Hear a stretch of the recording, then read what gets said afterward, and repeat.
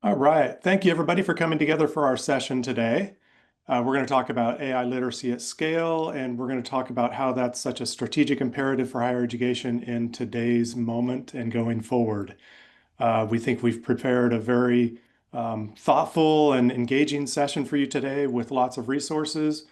But it's not just about what we've prepared, it's also about you coming together and what you can share with each other, what you can share with us, questions you can ask, comments you can make about your experiences, resources you might share. Please keep that chat going. We'll try and attend to it, but it's also there for you to be able to engage and learn from each other. We have 230 people or so far. That's a lot of collective experience and wisdom. So let's go ahead and share that out as well. I'll get us started here. Introduce myself. I'm Brett Christie, and I'm VP for Educational Innovations at Alchemy. Been in that position 5 years now, and prior to that, 25 years within higher education, where I worked as a faculty member for a number of years, and then primarily as a director of faculty development at the campus and system levels. And I'm now continuing to do similar work here in my work at Alchemy. I'm so blessed to be able to do things like this and work with folks like Chris, who I'll introduce now.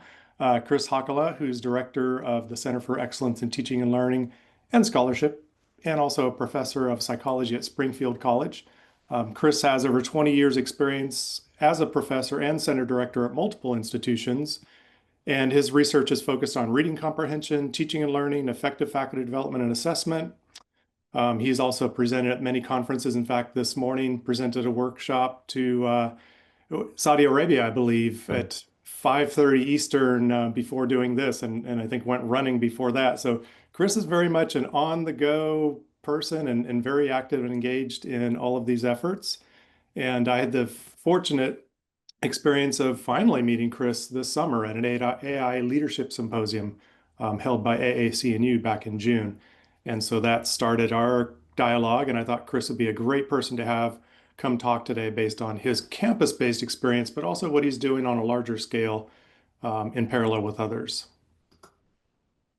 So at a glance, we're going to talk about how you can make AI efforts about more than adaptation. We'll talk about what that means. Institutional readiness for and barriers to real change. You're experiencing that in many ways. And so we'll talk about your experiences and talk about possibilities to improve some of those experiences, what could be, and then how to put some of those things in action, how to build baseline literacy and capacity. And then, as always, like I said, your engagement and input is so vital to this session being of value. So let's keep that as part of it as well. So we will present to you, but we'll also engage with you through different activities. So let's talk about AI literacy first and just kind of do some grounding around that. So let's look at the foundations and let's look at some purpose. So what I did was I looked at some definitions that were out there, and great folks like EDUCAUSE, the Digital Education Council, UPSEA, if you know those organizations. I looked at those definitions, and there was a lot of similarity between them. They each had their individual aspects based on their organizations and where they sit and what their unique missions might be. But I bulleted it down to this essence of AI literacy is the foundational knowledge, critical thinking, and ethical awareness needed to understand, evaluate, and responsibly use AI technologies in teaching, learning, and professional contexts. It empowers educators to engage with AI tools transparently, assess their impact, and make informed decisions that prioritize human judgment, equity, and evolving societal needs. So I'm not going to read like that to you throughout this session. Don't worry. That's just one sort of level setting definition I wanted to share there. Feel free in the chat if you have anything to add that you see lacking. Obviously, you can expand this to multiple pages as far as what you do with AI literacy, but that's the basis and what we'll use going forward for our conversation. So why it matters so much? We're now teaching in an AI-influenced environment, and our students are in that environment, and they'll be going into workplace environments that are going to be heavily AI-influenced. We're just at the beginning still, even after almost 3 years. We still don't know where things are going, but we know things are changing rapidly. There needs to be a baseline AI knowledge to make informed pedagogical decisions, so we'll focus on that a little bit today. And then how do you empower faculty to engage with tools confidently rather than fearfully or passively? or avoiding it or shutting down? How can you do that in a way that can be introduced and phased in at that base level? How can they make ethical and effective decisions about AI for their academic and professional contexts? We'll talk about teaching and learning quite a bit, but obviously other uses like research and scholarship do exist. And then workforce preparedness.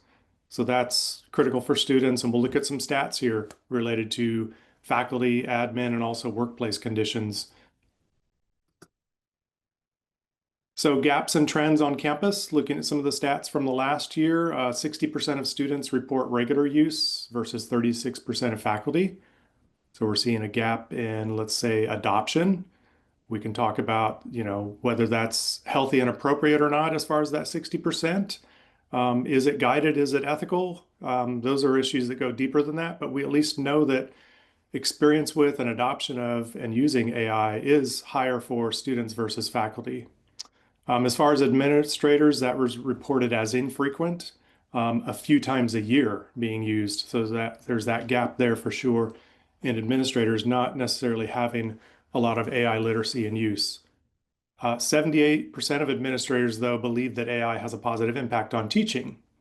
So seeing a positive impact, but maybe themselves not knowing exactly how, only 40%, 46% of faculty share that view of the administrators. So we see a gap, and we also see sometimes where there are standings against each other, maybe across, let's say, administrators and faculty bodies. We did a pre-poll with you all, and we asked level of AI literacy amongst your institution's instructional workforce. So instructors, instructional designers, folks like that. And a small proportion of early adopters are driving most of the activities. So we had about a third reporting that as the response. And then if you look at some are exploring AI, but there's little shared language or direction, we're getting closer to 40% on that result. And then another big one is we've begun building foundational literacy more broadly. That's great. We've got, let's say, about 20% there. And then on straddling either ends, we would have, most faculty have a working understanding, but we're looking at, let's say, about 5% there. So that's pretty small. And then very few faculty have any awareness understanding. Of course, after 2.5 going on 3 years, you would hope that all faculty have some awareness and some understanding. We'll talk about what that means. And then looking at workplace readiness. So this is where you get some really strong statistics and differences. So 2/3 of business leaders won't hire someone without AI skills. So you can see the report and the link. We don't have the links going into chat for you, but you will be getting the recording and the recap and all of the resources. So if you're wanting to follow up on some of these, then those will be available for you. For Microsoft, 71% surveyed would choose a less experienced candidate who has AI skills versus a more experienced candidate. So we're going to see things shifting more and more toward the desire for AI skills, potentially younger populations being hired over more experienced older populations. Nearly half of 1,000 hiring managers surveyed CI abilities as among the top 5 hard skills for candidates. No surprise there. Okay, so that's just a snapshot to check in on statistics. You see these reports come out every 3 to 6 months, and so those are some of the latest ones. Okay, so let's talk about why AI literacy requires more than adaptation. And let's talk about adaptation a little bit versus transformation. So I mentioned I was at the AI Leadership Symposium in June held by AAC&U, and there were great conversations happening at this event. Great to be a part of that. One of the conversations I was hearing was about adaptation and transformation, and I witnessed the terms being used interchangeably, which kind of struck me because I see adaptation as one thing and transformation certainly something else. And I tried to boil this down and think about it and try to come up with some examples. And for me, adaptation is when you go to, let's say, enterprise, and you go to get your rental car, and you get into that rental car, you got to figure out where certain key features are. But essentially, everything's the same. The driving experience is very similar, but you're going to want to know where the wipers, the lights, the hazards, things like that are. Gas tank eventually, all that. But once you get home, you go back to doing the same things you've always done in your own car. You're very comfortable. You're used to that. You don't have to think about it. Another example that might be a level up from that I thought about is when you're moving from one LMS to another. It's not a trivial undertaking, but one environment to the other is very similar. You're just kind of having to figure out, okay, the naming convention of some of the features, the location of some of the features, but primarily it's the same. The biggest adaptation is, your content coming over and hopefully working the way it worked before, the quizzes and things like that. But otherwise, it's a pretty familiar territory. To me, transformation is when you have to do something in a completely different way. You're working in an environment that's changed drastically, and we're seeing more of that with AI, how things are moving so quickly and can happen so differently when we start to engage with AI and our students start to engage with AI. We've got a whole new paradigm to think about when it comes to teaching and learning and interacting. So that was kind of one of my things. And just to wrap that up is, adaptation is to do different where transformation is to be different. That's how I would sum it up. So kind of thinking of that mindset as we go forward in this conversation.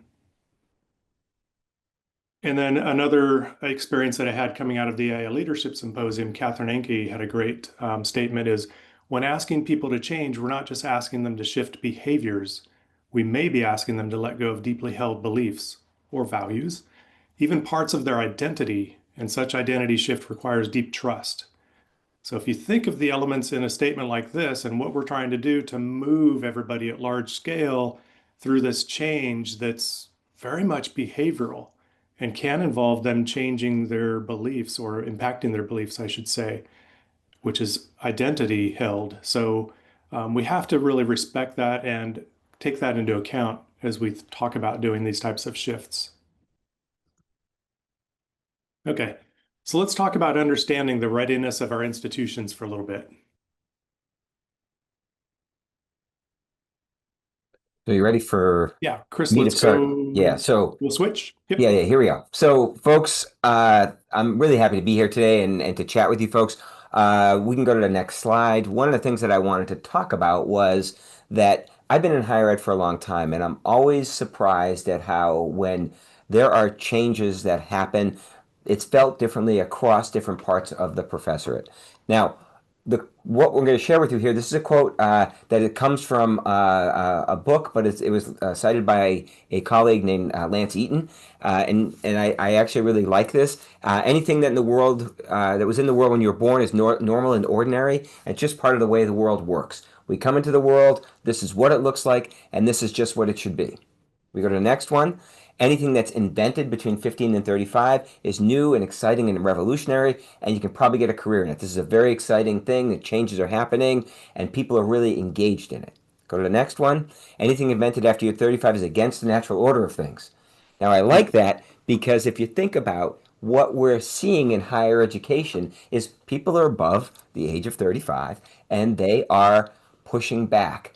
I have talked about this several times, and I'm going to come back in a few minutes and talk about my institution. Before we get into sort of personal stuff, we're going to talk about change models. But I just want to frame out this change model with this quick story. We brought someone to campus to talk about AI in January of this past year. And we brought the person in because there was a perspective that this person would frame out the conversation and it would lead us to a transformation, as Brett was talking about. And what we ended up getting from that piece, that conversation, was about 60% of my faculty were really interested and engaged. About 25 to 30% of my faculty were curious but weren't really sure what was happening. And then the rest of my faculty absolutely hated the speaker, hated the conversation. And I think that leads into this whole notion of institutional change and institutional shift. And one of the presentations at the AI symposium that Brett was talking about was presented by Catherine Enke, and in that she presented this model of institutional change that we're going to talk about, which is the Noster model of institutional change. And I want to talk about this for a little bit because I think that when you start talking about change in higher education, many people on this call who have been in higher education understand that higher education does not pivot quickly. Even when the pandemic hit and we had to pivot to provide different forms of instruction, it was a slow uptake for many folks. So what I want to sort of walk through here with this model is a little bit of an understanding of what this looks like and to frame it out a little bit for why it's important. The first is when you start talking about AI adoption, there really are multiple stakeholders who have different priorities. Brett talked about already the distinction between the perception and use of AI among faculty and administration. And those two different audiences have different perspectives and ideas and goals and uses for AI. Add into that we have all of the students and their use of AI. So we have a lot of different people who have stake in terms of making this kind of transition to have AI integrated into the curriculum and to move forward with AI. There's unfamiliarity and resistance of new technologies that happens, as we mentioned, for people who may not have been part of that as it came along. And large-scale organizational change needs to be addressed in a systematic way so that the move forward is going to move everybody forward and it's going to allow people time and space to have conversations and to think about these things. Now, in the Nostr model, you look at it and you see that we have these multiple things that need to happen. We need to have vision, where we have a shared idea of what this could look like. Consensus, the idea that we are all going to try to move forward with it. We need to build skills so that people are all on the same page about how to do the kinds of things that we want them to do. We need to have incentives, and incentives can take lots of different forms. I'm going to come back and touch on these a little bit more, but that's a really important one to think about. We need resources and we need an action plan. And at any point when one of these pieces doesn't have full buy-in and full support, you see a breakdown. And I just want to talk for a few minutes about some of these things. So, for example, with no vision, what ends up happening is that we don't have any perspective of what AI is going to be, and there's lots of confusion. There's misunderstanding about what it can be. It's important to start with a compelling vision for what AI can be in your context, and really begin to think about how the institution could leverage that vision in a way that makes some sense. Um, Consensus is really challenging in higher education to get people who are all willing to participate. As I mentioned, with my institution, we had some consensus among a small group of people, but we had lots of rancor and misunderstanding, and we really struggled with trying to get consensus. I'm going to talk more about my institution in a little bit, but that's really one that becomes really challenging as you start to build consensus. At the next level, with the skills, skills are really challenging to build up because faculty and staff have different skills that they need in order to enhance AI literacy. And it's interesting because then students entering the workforce also need a level of AI literacy that may be more in line with one group or the other. So the skills need to be broadly defined. Um, when you talk about incentives, one of the biggest challenges, and I was talking to Brett about this before, is determining which incentives are most effective for your audience. And it's really important to provide incentives that work. I have found at a variety of institutions, there's different incentives that make sense for different people on campus, make sense for different audiences. So it's really important to think about the incentives and plan them effectively. And I sort of went through those fairly quickly. I want to stop at resources for a minute and spend a little bit of time. If I hear one issue more than anything else on an institutional campus, and not just here, but at other institutions, it's the resource question. Where are the resources for the AI? Where are the resources for the training? Where are the resources to support the learning? Resources require a commitment from the institution, and those resources need to be in a variety of different ways, including money and time. And so resources are incredibly valuable, and they need to be implemented in ways that make sense. The action plan requires a huge amount of organization and planning and conversations across the organizational context. So it's really important to have the action plan align with what it is the institution sees as the major outcomes. A breakdown at any one of these can lead to problems. As you can see on the chart, if you don't have vision, folks are going to be confused about why you're doing it. You don't have consensus, people are going to feel as though you're doing this without their support. You're just forcing them to do it. If they don't have the skills, people are confused about how to implement the AI resources. No incentives, people are not motivated to do it. I will say, as a psychologist, incentivizing things is really important. Without incentives, people are just not going to be motivated to do the things that you want them to do. The resources are critical for faculty, staff, and students to be able to do the work. Without the resources, they don't have the software, they don't have the equipment, they don't have the time to do those things. And then a plan.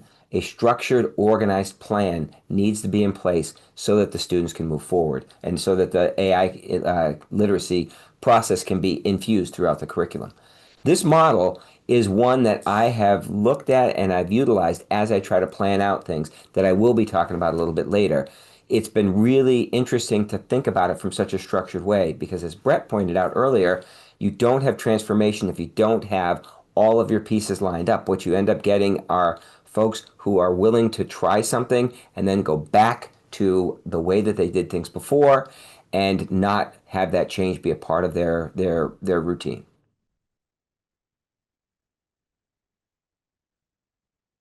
Brett, I'll turn it back over to you. Great. Thank you, Chris. And so one other thing that we asked you in a quick pre-poll is how's your campus experiencing change? So again, here you can see an N of 582 that we had at the time up through yesterday, said that we're experiencing change, coordinated efforts are underway with visible momentum. That was about 30%, so that's impressive. There's notable frustration, progress slowed by a stacked lack of incentives or buy-in. So that was about, we're looking at 5%, I think, on that, just ballparking. A lot of you had confusion, lots of conversations, but no shared direction or strategy. And then the next one was anxiety, people unsure what it means and what it means to their role or for student learning. So if you look at those three large ones there, those definitely stand out. There's some resistance, of course. Many faculty or leaders are hesitant to engage with it. So you're going to have the shutdown zone as well, people waiting to see how this evolves before stepping in or buying in. And then false starts, something happening, but then kind of fizzles out, or maybe it's all dumped on one person or one center. Those things can't really be sustained. So this is just a glance at what we heard from you about your campus situations. But what we want to do is go into a little bit of live engagement and hear from you about more about that. So we'll have you go to a Padlet here as far as what's holding your campus AI efforts back. Maybe some of you are places where it's going great, then obviously you can share that. But I think for most places we would say, there could be more being done to understand collectively, to move forward intentionally, those types of things. So let's go ahead and go to the Padlet. We've got that shared into the chat. I'm going to pause back here for a few moments for anybody who's using QR code, but then I'll get our main screen onto the Padlet as well. And then Chris and I will kind of do any interpretation or commenting back to you. Yes, I see climate change has come up as well. We haven't talked about that Mhm. today, but it's come up in most of our sessions.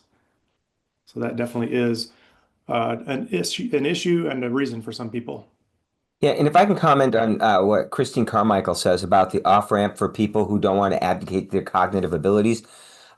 Christine, I'm going to touch on cognitive abilities a little bit later. I think it's really important that we look at the way AI is implemented into the curriculum based on the scaffolding of the way AI is used and the way it supports learning, not the way that it replaces learning. Uh, as I was talking about the change model, I wanted to just sort of frame out how to get people to begin to have that conversation.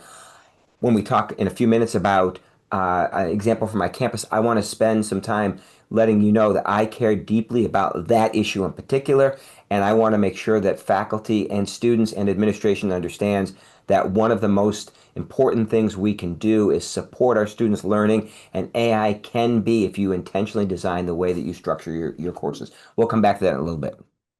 Great. Thank you, Chris. And I see people contributing to the board, and I didn't explain, but I've got some pinned sections up here at the top, and then you can simply comment underneath, and you can also vote for that which is your biggest issue at your campus.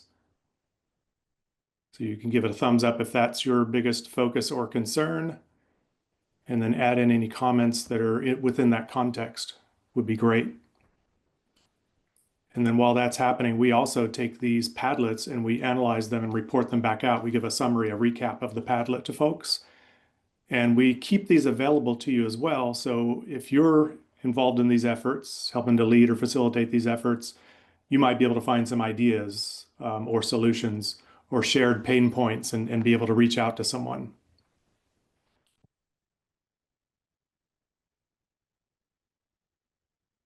Let's see, Brian Alexander, can you at least tell us what you're cooking? Great. So trying to cast a vision is difficult. How threatening or disruptive, you can look at that different ways, but certainly disruptive. Gen AI as traditional methods, absolutely. Huge disruption, a lot to deal with. So how do you move forward proactively, intentionally, constructively? That's a big one. Yeah, I like the idea under resources. There's no time for faculty to take on learning just up to a 5-5 load. That's where time becomes an important resource. A 5-5 load for teaching is really challenging. Where do you find the time to upskill yourself to have those kinds of abilities to integrate that? So that's really valuable. The no clear action plan on AI. I have to tell you, as I go around from campus to campus, that may be one of the most common things I hear is there's no coherent plan. It's simply just try this and try to make it work. Great, thank you. I see faculty and staff overturn, and part of my thinking also goes to supporting adjuncts, our largest teaching force, supporting them through something like this.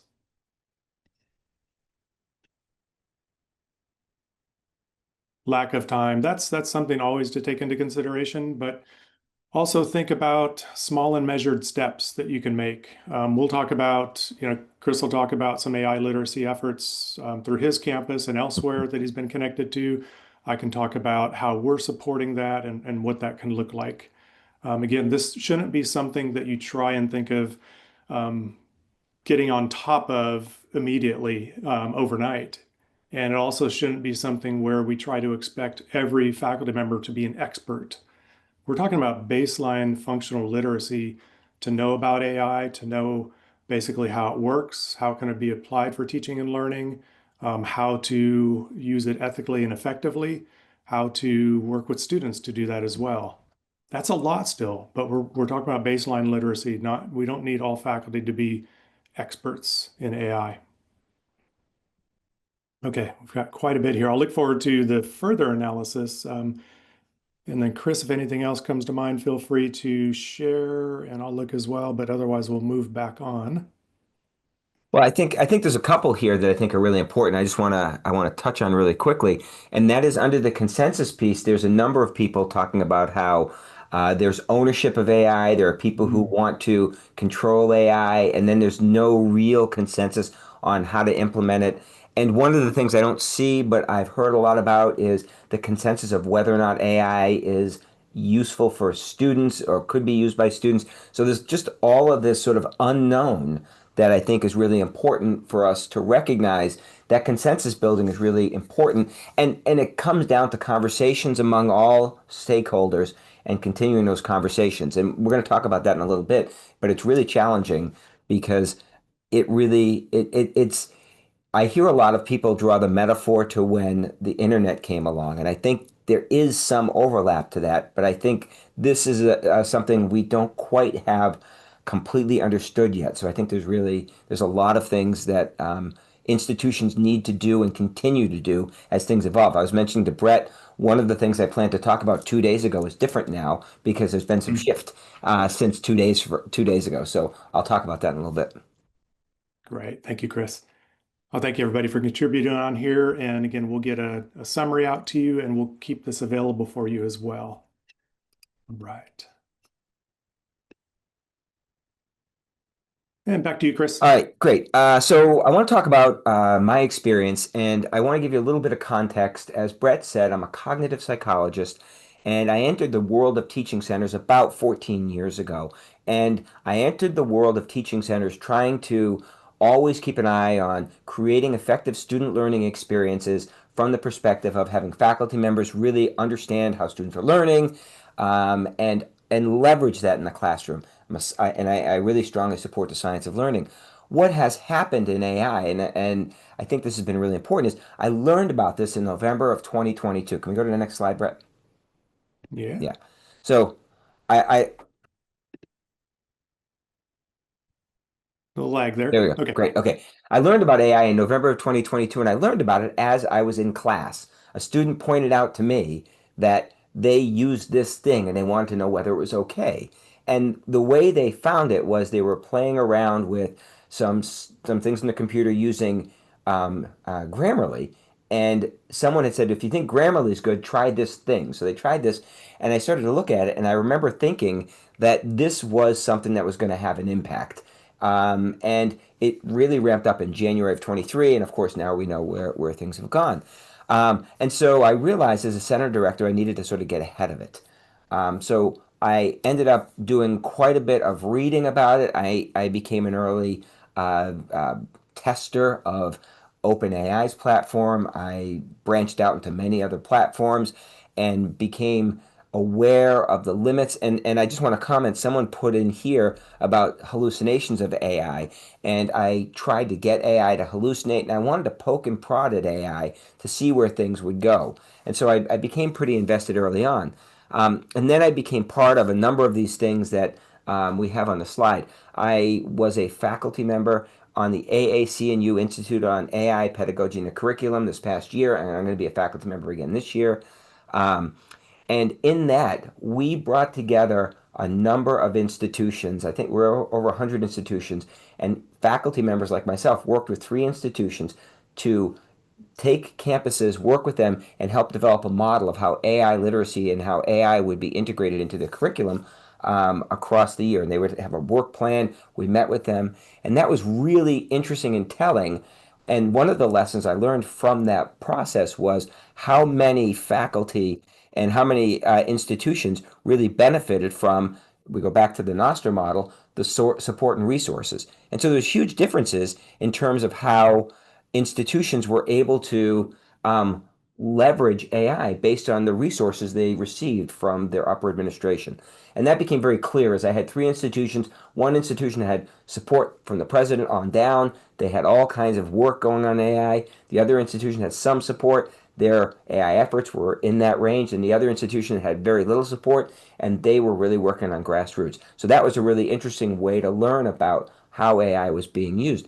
Then I did the AAC&U AI Leadership Symposium Brett spoke about, where this was only a matter of a gap of several months, but there had been some changes in AI, and we had the opportunity to work with leaders at institutions and talk to them about what was happening. And you see this huge variability in AI being leveraged across different institutions based on all sorts of variables. Not all of them were just income, but they were in mission and in scope and in scale. I've also done a number of webinars like this where we've seen huge interest. So faculty are interested. The APA Leading into Teaching with AI webinar that I was a part of the symposium panel several weeks ago, we had 3,700 people sign up for that webinar, and about 1,900 showed up to just be there just to talk about it. And that was really interesting because those were all just psychology instructors who wanted to be a part of the conversation to see how AI could be implemented into the curriculum. And then I am also part of a Society for Teaching Psychology book project where we're trying to put together resources for faculty based on that webinar. And so this is rapid buildup of my knowledge that I've tried to bring back to my campus. And so when you look at the Nostr model, as we talked about before, I sort of want to give you a little bit of a flavor for some of the things that we have done. We so as often happens on a campus, I was sitting in my office one morning at around 7:30, and the president decided to pay me a visit. She came and sat down in my office and said that she not wanted to have an AI task force. And our president at Springfield College is one who's deeply involved in lots of different issues. And what I liked about what the president said was 2 things. One, she had a vision for what she thought AI could look like. And that vision was one that she wanted to share with me and with the associate director so that we could see if that was a vision that could be shared across campus. The other was she put resources and people behind it. That is, so we have a team of people working on this task force, and the team is a cross-campus team. We have faculty, we have staff from all different areas. So that presidential task force is designed to look at how AI can be infused across campus, both at the administrative level as well as at the level of the classroom and along with pedagogy. So the president had that vision. She's got some consensus. She's working on building consensus. That's part of our job. And she's starting to build through with some resources. That to me is what allows for us to be able to have these conversations. Now, that model has not always been the case for big changes on institutions. So I feel very fortunate that we have that. Can you go to the next slide, Brett? So, why do I think this is so important, and why do I think the president is we're gonna be able to make some change here on the campus? First off, we're going to build out AI understanding. We have already had meetings with faculty. We had an AI faculty learning group with the charge that they were going to go back into the departments and help people understand AI. And then we have staff members who are learning about it. And one of the things that Brett brought up before about administration, I'll broaden to staff. The gap in understanding of AI was enormous in terms of between the faculty and staff. We had staff members who had never seen it at all. We had staff members who were deeply committed. Faculty were all more in a deep understanding. But there was huge gaps in terms of the ability and understanding of AI based on where people sat. And so we wanted to talk to people about if it is, how does it work, and is it helpful? And that became a really interesting conversation, in particular, the notion of helpful, because of what many people have discussed already. That is, how helpful is it? Does it replace? And so that's a conversation we keep coming back to is what does it replace? Does it replace? Is it useful for that to be replacing? Um, and so what we wanted to do is build out strategies, and we're working on this right now. We've created a guidance document, and we've really divided it in terms of sort of three main audiences: non-teaching faculty, faculty, and students. And we're trying to build out guidance for AI using lots of voices to try to understand all of this.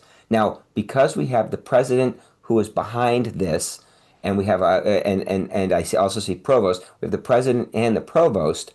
We have the ability um, to have the meetings, have the resources, and have access to people to try to work on this and build it out. We want faculty to try to build out approaches so that AI can support their teaching, and have students learn how to use AI to support learning. And I want to be really clear about this. And I have on the slide here how the science of learning helps us. And I want to be incredibly clear. As a cognitive psychologist, I'm deeply concerned about replacing cognitive abilities with shortcuts that undercut future developmental abilities.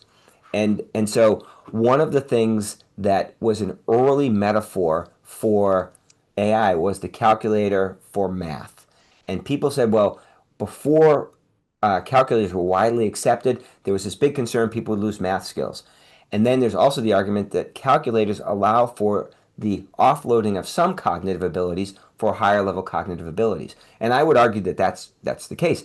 However, I would also argue that you need to develop those skills before you offload it so that you can then develop those higher level cognitive skills with that knowledge. And so it's really important to understand that I would argue that faculty members in teaching need to be aware of the role of attention, memory, thinking, and metacognition, and understand how they are implicated in the way students are going about handling academic tasks.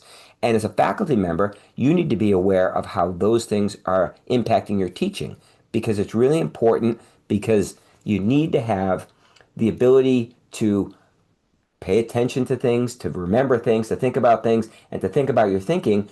And when you offload too much of that, you end up engaging in shallow thinking. So I think it's really important for us to continue to remember that in pedagogy, and when you're dealing with students and with learning, both faculty and students, it's critical to not shortcut the skills that are going to lead to deeper thinking.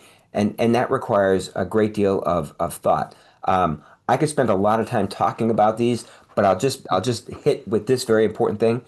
Um, our cognitive skills continue to be what they are. I've heard people say attention is changing as a function of technology. Attention is not changing. We have more things to be distracted by, but student attention isn't changing. Our memory, our organization memory is changing some, but we need to be aware that sometimes those changes are good. It's really a process of embracing any kind of technology to support learning. So. Yeah, and I'll end with this. Springfield College and other schools that I've worked with care deeply about seeing AI integrated into the curriculum, but not at the loss of student learning. Great. Thank you so much, Chris. And in looking at the chat as well, great comments. And just, to comment on sort of overall is we're talking about AI not as an all or nothing proposition here. We're really talking about the reality of AI being present and how can that be used as much for good as possible. Hmm. And how do we still retain those important qualities of learning, those important human elements as well? And how do we operate within, AI? Sometimes how do we do things without AI? Where is it most appropriate? Where do we not do it for certain tasks or certain learning outcomes at certain levels? So that's all, really in development. And that's how this is all very complicated, is how do we grapple with all of that and then think, okay, with our task force, what do we do? Then how does that inform our curriculum, our programs, and things like that? How does it influence the outcomes themselves to where AI may be part of some outcomes and not part of others? So it's a very complex picture. So it's not all or nothing. It's not evangelizing. We're, just speaking for myself, just trying to move forward as effectively as possible with something like this and still keeping in mind all of the things that are critical about learning, attention, memory, thinking, all those things. Great. Keep the chat going. I love what's happening there. So many people are thinking about this very deeply. So let's talk about scaling AI efforts. Chris, as you mentioned, task force, there was some sharing in here, and I asked folks if they could share any links they have to their respective task forces. Oh, it's great. So there have been some of those shared, and again, we'll be processing the chat as well and putting that into our recap. So anything that's going into the chat, you'll be getting that synthesized into a resource as well for anybody that wants that. And another report shared. Thank you very much. Let's talk about scaling for a bit with the time that we have left. So it's a big effort. And so the way we've been trying to look at it and trying to play a role and to try and be resourceful and do what we can to contribute to efforts that are out there at scale is going back to fall. We've been doing these webinars now for close to 2.5 years, 1 to 2 a month. So we've been doing this quite a while. And back in fall of 2024, one of the things that I developed in the web for one of the webinars was this playbook. It was fall, we were doing kind of a football theme, but anyway, calling it a playbook because this is an institutional playbook that you can adopt or adapt as a resource for your efforts. And hopefully most of it's useful. You can reshape what you want to your language, but it's there as a place where you can start. And I know what I'll do is I'll back out here and maybe we'll look at the playbook briefly. I'm going to look more at a toolkit here. Okay, here's the playbook, and I'll just go through table of contents at a glance. So um, talking about it as part of core mission for higher education, but how do you make it part of the core mission effectively? We have a framework of 4 pillars. Lead is to learn, engage, acknowledge, and develop around AI. And so you can see how that's framed. That relates to a micro-credential that we'll talk about in a minute. And then what a 3-year AI literacy and implementation plan could look like for a campus. So if you're one of those who's helping to lead the charge, then here's some documentation, here are some ideas, here are some surveys that you could do to develop a baseline for your campus. Here's an end of year survey. Here's a report format that you could use for your year one efforts. So now how would you shift to year two? What would you try to do during that second year to move things forward? How would you assess that then moving forward to year three? So this is a model of a 3-year plan that you can look at it and adapt or adopt as you see fit. And the appendices have the resources related to those steps. So that's something that we have there that we can share out to you. And then I'll go back real quick. And we've moved forward from that to actually developing this past spring and over summer, we've implemented a two-phase pilot. We've had two groups go in so far through our AI literacy micro-credential. This is free. It's a free professional learning experience. We are opening it up to another group of about 100 and, oh gosh, 250, I think, as of next week. So about 400 people that are accessing this micro-credential. So they can do this asynchronously. It's self-paced. They can do it individually or as part of a campus cohort, which I'll talk about in a minute because we have a campus cohort kit we're offering for those that want that's free and you can adopt or adapt. So there are four modules. Each is about 30 minutes because we know time is limited. We've seen that in the comments and the Padlet, and that's just known. I think people are so busy and burnt out. Those are the four areas, and I won't go into those in detail. And then there's a certificate upon completion. You know, we have badges for the modules, but the main thing is you get a certificate upon completion. And at the end of each of the modules, there's a summative activity which involves a reflection component from that module, but also kind of an action plan or next steps. What are you going to do to apply what was learned? How's that going to impact your teaching, how you're working with students, or anything else part of your workload? And then, so we have those four summative activities. What I'll do now is just give you a snapshot if I can select the right tab here. This is just a look at our AI literacy micro-credentials. So you would come in and you would see, you know, there's the welcome overview and introductions, very brief. You've got the syllabus. There's a Padlet where we have the community introduce themselves, their AI experience to date, where they hope to go with it. And then you would simply access each of the modules and be able to go through the content, text-based, video-based, visual, and then again, the summative activity that happens at the end. So we'll be giving you continued access to that. Let me go back to the slide because the new thing, we're always coming out with new resources. The new thing I want to talk about is this AI literacy campus cohort. So this is geared toward those of you that are in this facilitation role. You're maybe part of the task force, you might be a CTL director, or someone who's helping to lead efforts on your campus. So this will help you frame your campus efforts if you're still working on that. If you've already got it done, great. It has solicitation or acceptance materials as far as people becoming involved in AI literacy and doing the micro-credential. It has a summative reflection template that you can use with your cohort.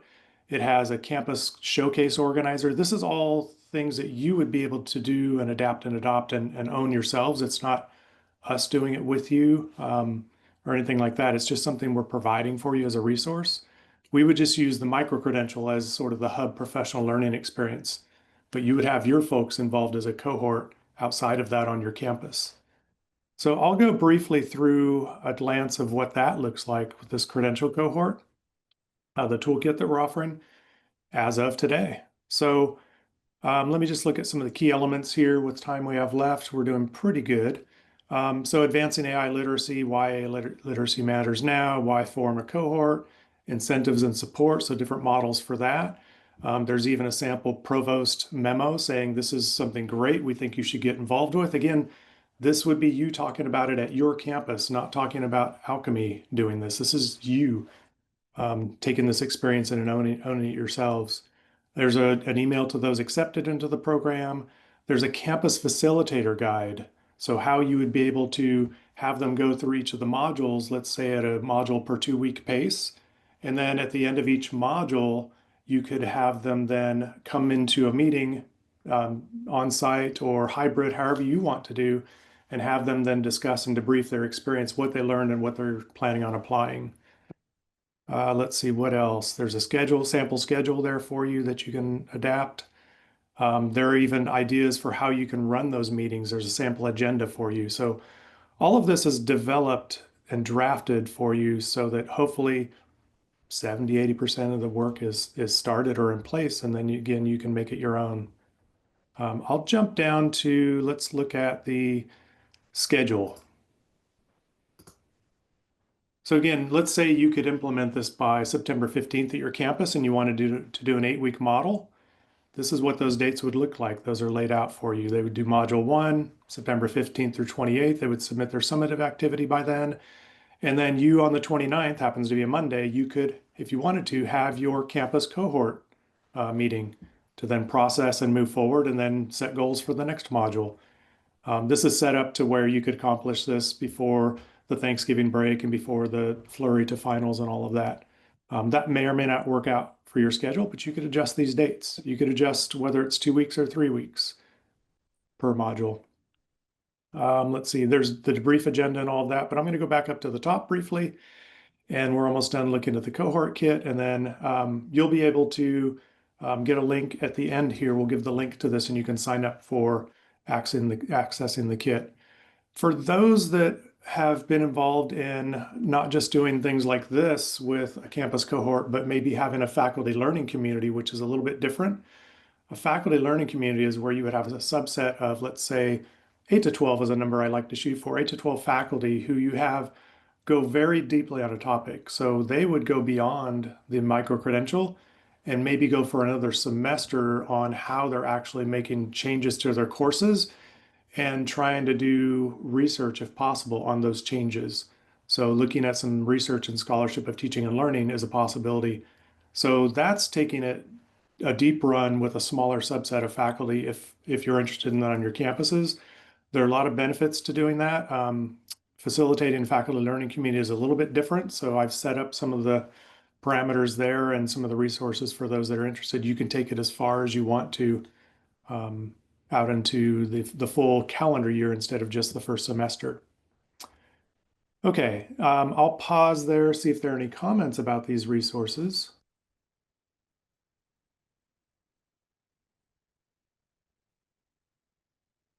And if I can track on those quickly, Ranjana, appreciate that. Okay, let's get back to the deck here, a couple announcements and a little bit of sharing. And let me just go into see what we have time for here as far as closing discussion.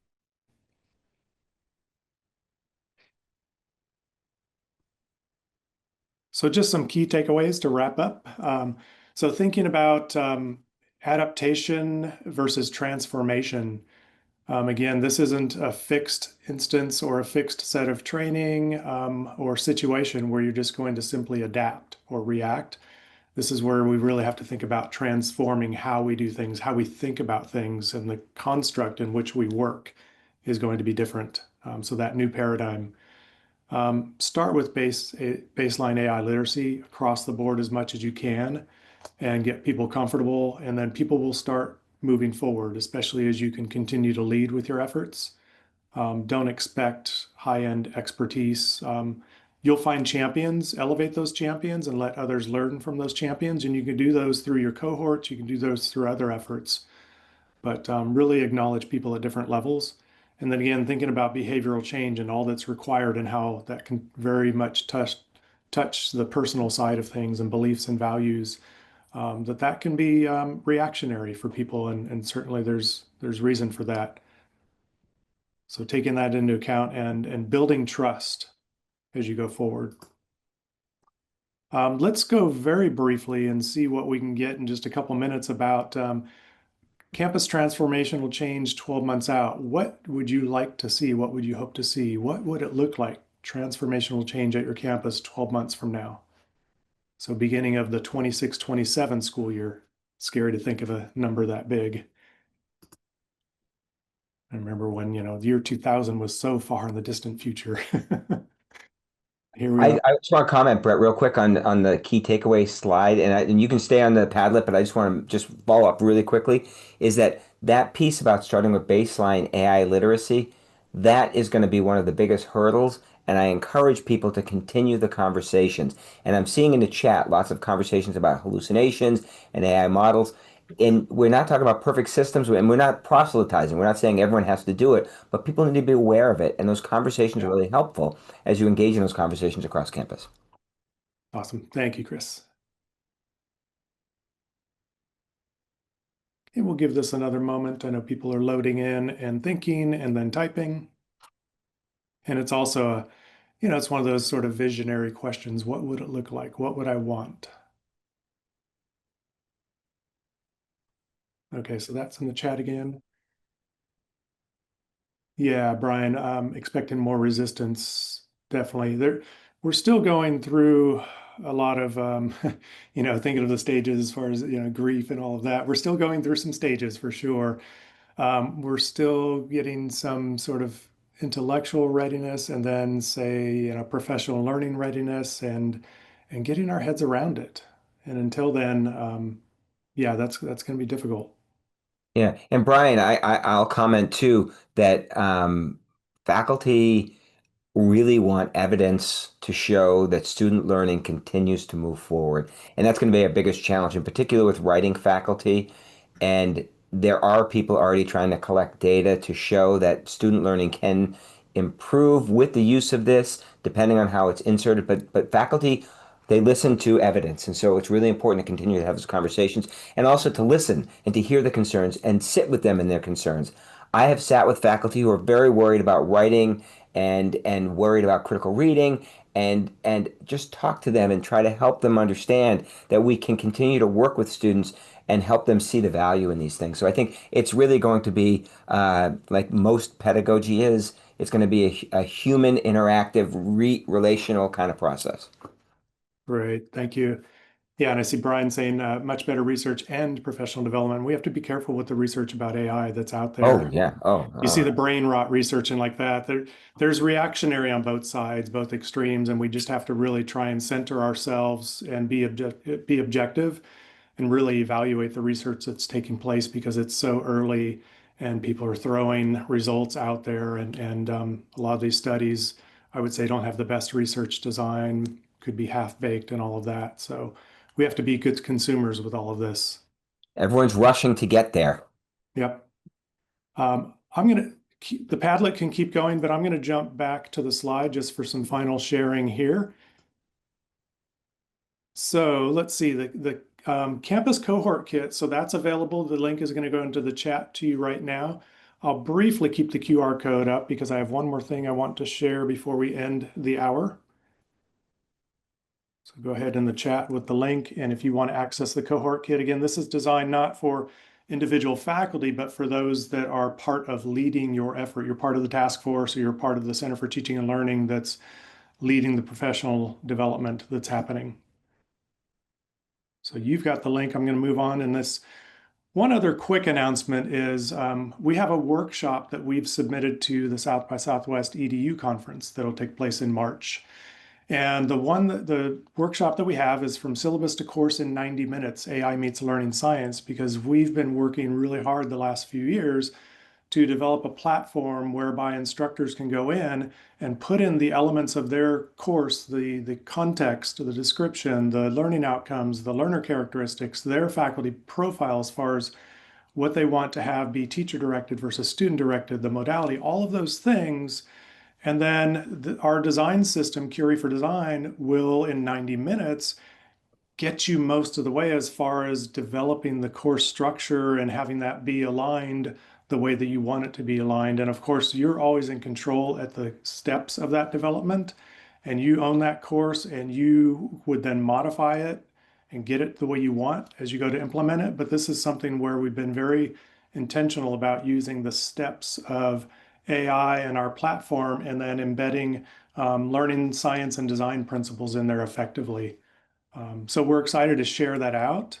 It's not something that's meant to replace anyone. It's meant to elevate and accelerate efforts so people can really dig in to those human elements that they care about the most. What is it you care most about your content, about your teaching, about your students, and how can you bring yourself forward most effectively and have design and development of all of the content not be your biggest effort. So if you could go to the panel picker and search by syllabus to course or put in my name, you'd be able to click and give it a vote. We'd appreciate that if that's of interest to you. And with that, I just want to say thank you so much to Chris for giving his time and expertise and sharing with the community today. And speaking of community, thank you to all of you for sharing continually across the chat. We'll get that out to you with our recap, with the slides, recording, Padlets, everything else. And we always do some follow-up articles related on what we've learned through the conversation. So thank you, everybody.